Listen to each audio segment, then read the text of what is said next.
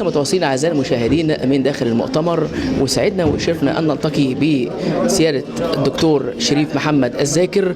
اهلا وسهلا بك يا دكتور، ومنور الدنيا ومنور المؤتمر النهارده. اهلا وسهلا بكم ومرحبا. الساده المشاهدين على الحاجات الجميله اللي انت مصر.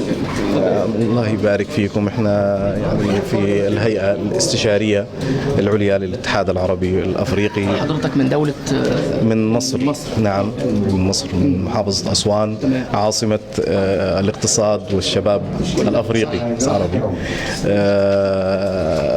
الحمد لله، يعني الفكره للتكامل الاقتصادي وما تصبو اليها القمه العربيه الافريقيه لبناء جسور للتكامل بين الدول العربية والدول الأفريقية،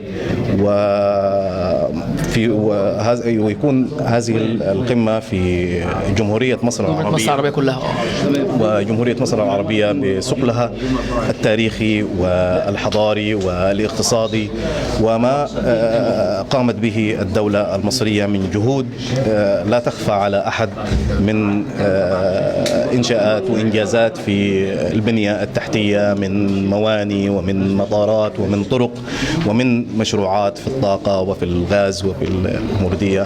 يعني هو شيء يعني لابد أن يجتمع العرب والأفارقة. في مشاركة تملك من الدول المعارة، يمكن مشاركة حلوة جدا، خصوصا رجال الأعمال النهاردة موجودة زي حضرتك.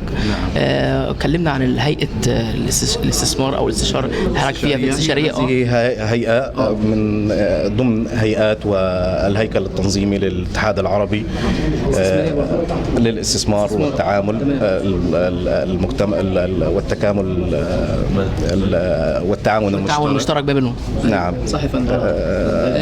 نقطة يمكن بداية النهاردة، وصول لكل شاب النهاردة أو فتاة حلمها ممكن يكون متواصل النهاردة، تحب تقول لهم إيه كلمة أو رسالة؟